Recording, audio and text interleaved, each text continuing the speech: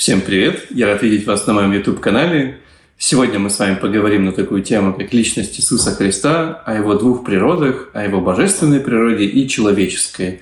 Посмотрим с вами, как они взаимодействуют между собой и почему важно знать именно эту тему. Уже в первых веках начались нападки на божественную природу Иисуса Христа. В основном люди стали считать либо, что Он только Бог, либо только человек, либо что Он был человеком и на Него сошло что-то божественное во время крещения.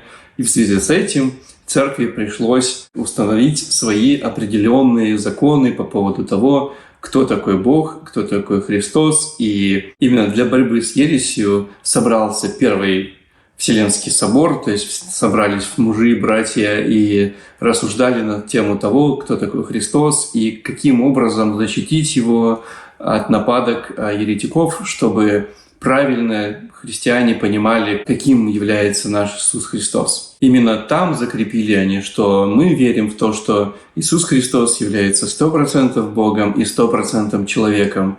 И каким-то образом эти две природы находятся в одной личности, в личности Иисуса Христа. Мы не знаем, как они взаимодействуют между собой и почему одна не поглощает другую, но мы уверены в том, что Библия нам четко говорит, что у Него есть две эти природы, и каким-то чудом они соединились в одном Иисусе Христе, но никак не переплелись между собой, а каждая отдельно, и у каждой есть свои определенные качества. Вначале мы с вами поговорим о божественной природе Иисуса Христа, о том, какие есть характеристики и доказательства. Мы уже в Ветхом Завете находим много пророчеств по поводу того, каким будет Иисус Христос, что Он будет действительно Богом, что Он будет действительно человеком, что Господь обещает, что родится человек, который спасет народ свой от грехов, и этот человек будет не просто человеком, но он будет назван Сыном Божьим, то есть он будет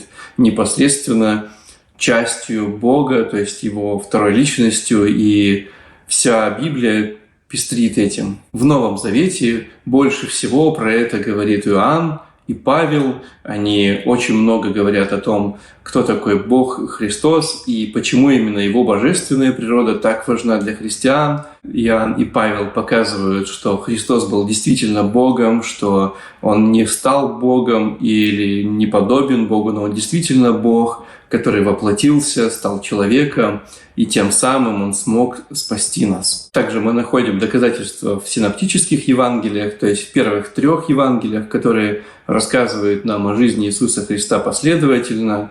И там мы видим, как Христос сам называет себя Богом, как Его называют Богом, и пророчества приводятся Его учениками и другими людьми. И мы видим, что именно божественная природа, то есть то, что Он является Богом, проявляется в Его служении. Также мы видим доказательства в самом самосознании Иисуса Христа, то есть если читаем Евангелие, то мы видим, что Христос сам называет себя Богом, Он называет себя Сыном Божьим, Он называет себя единственным Сыном Божьим, да, то есть единственный, кто был рожден, единственный, то есть мы понимаем, что Он и есть вторая личность Троицы, Сын, Бог Сын, и который воплотился. Также Иисус Христос называет Бога «мой Отец», да, именно за это Он получает множество нападков от из евреев, которые жили в те времена, потому что никто не называл Бога своим Отцом, потому что тогда ты говоришь, что ты являешься Богом. Вторая природа, которая есть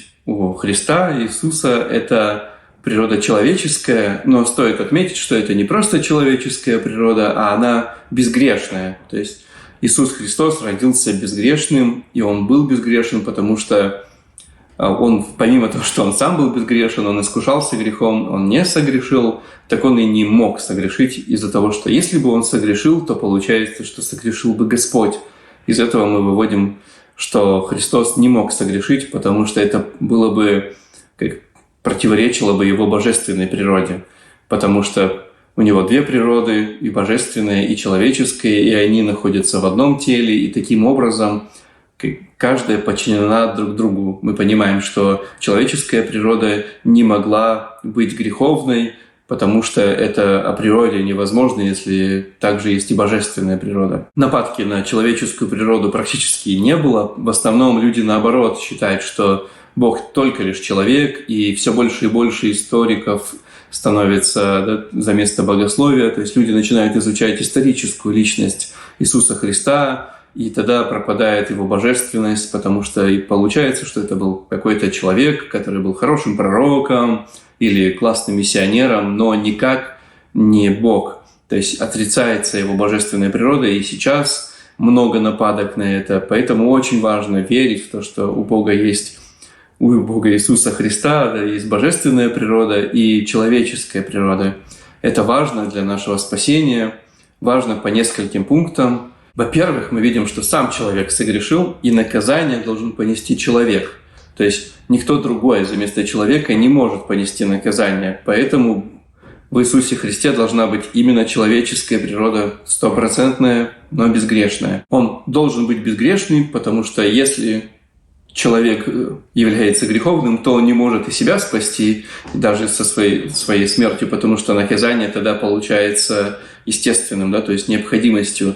Но если берется заместительная жертва, то есть полностью безгрешный человек, тогда эта заслуга может вмениться непосредственно и другим, потому что уже нету греха, и человек, который умирает без греха, получает спасение и защиту. Почему же нужна божественная природа, тогда вы спросите? Есть тоже несколько пунктов. Во-первых, необходима бесконечная жертва, да, то есть вечная, та, которая будет всегда. Это мы видим в Евреям, что написано, что Христос сам себя принес в жертву, и эта жертва не такая, как жертва, которую мы приносим, да, то есть, которые были раньше у Израиля. Это не просто жертва животного, но это вечная жертва, потому что Господь вечен, и Он был от начала и будет всегда. Не было такого времени, когда бы Его не было, и получается, что и жертва была всегда на протяжении всего времени. Она есть, будет и была. То есть мы понимаем, что именно для этого необходима божественная природа. Никто другой не обладает этим свойством. И также необходима была божественная природа для того, чтобы понести божественный гнев. Человек не в силах выдержать гнев Бога, но только лишь Бог может выдержать свой собственный гнев, так как это и божественная природа, и вечная жертва, и только лишь Бог может вменить это другим. Мы не до конца не узнаем, каким образом Господь это придумал, но мы знаем, что Господь именно таким задумал спасение, что умирает Его Сын во плоти. То есть человек, который Бог, Он умирает и тем самым получает прощение сам и всем тем, кому вменяется эта жертва. То есть Он сам является жертвой достаточной для того, чтобы спасти свой народ, и Его жертвы достаточно. То есть не нужно больше ничего. Мы понимаем, что это необходимость, и все, что сделал Христос, именно оно способствовало спасению. И на этом основываются те заветы, про которые я говорил с вами в предыдущих видео. На этом у меня все. Мы вкратце поговорили с вами о том, кто такой Иисус Христос, о Его двух природах, божественная и человеческая. Надеюсь, вам было интересно и полезно. Если это так, то поделитесь этим видео со своими друзьями, чтобы как можно больше людей узнало правду о Христе и чтобы Евангелие распространялось. Спасибо, что смотрели. Увидимся в следующем видео. Пока!